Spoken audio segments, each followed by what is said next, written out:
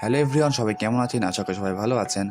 আজকে যাচ্ছি কুয়াকাটা। তো আমার সাথে ট্যুরমেট হিসেবে আছেন আমার মামাতো ভাই তামিম। আমরা অ্যাডট কলেজের এখানে চলে আসলাম। কারণ Pabna tour and travel group থেকে আমাকে ফোন দিয়েছিল। বলল অ্যাডট কলেজ তেল পাম্পের সামনে দাঁড়াইতে। এখানে নাকি আমাদের বাস থাকবে। আমরা একটু আগেই চলে আসছি বিধায় আমরা বাস পাই নাই। অর্থাৎ বাস এখনো আসেনি। আমরা এইজন্য বিভিন্ন জায়গায় টাইম পাস করছিলাম। আমাদের বহরে যাচ্ছে একটি নন এসি, যেটা কিনা অলরেডি চলে আসছে। কিন্তু আমি তো টিকিট কেটে রেখেছি এসি বাসের। তো এটাও চলে আসলো কিছুক্ষণের মধ্যে। আমরা আশেপাশে একটু ঘোরাঘুরি করছিলাম, এটা সেটা ঝালমুড়ি খাচ্ছিলাম, হ্যাঁ? তো আমাদের সময় কাটছিল না বিধায় বাস ছাড়তে আরও দেরি, আরও মানুষজন আসবে।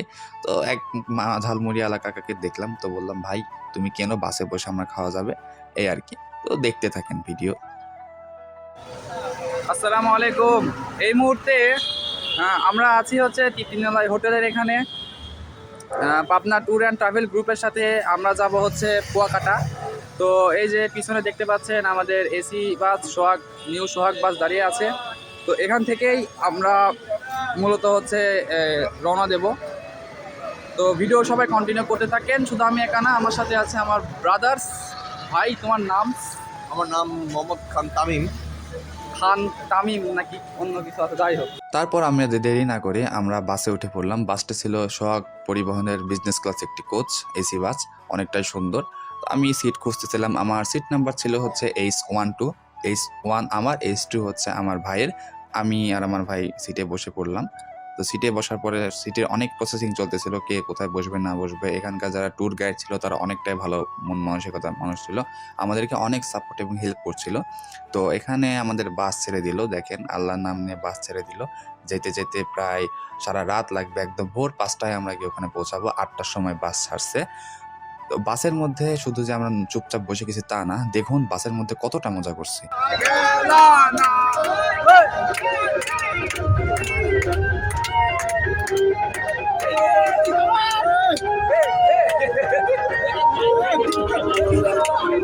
লাইট চালানো যায় তো, ফোন দেয় না, এটা পারমিশন দেয় না। ওরা ওইখান থেকে চলে যারা আটক দেওয়া উচিত ছিল।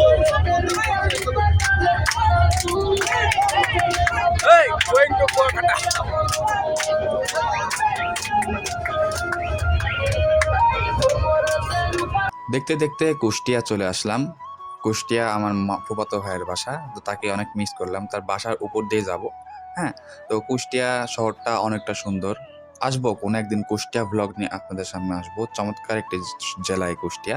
এরপর আমাদের নিয়ে আসলো গোয়ালন্দ মোড়, রাজবাড়িতে গোয়ালন্দ মোড়ে নিয়ে আমাদেরকে হচ্ছে খাওয়ার জন্য ২০ মিনিট টাইম দিয়েছে, যাকে বলে যাত্রা বিরতি, হ্যাঁ?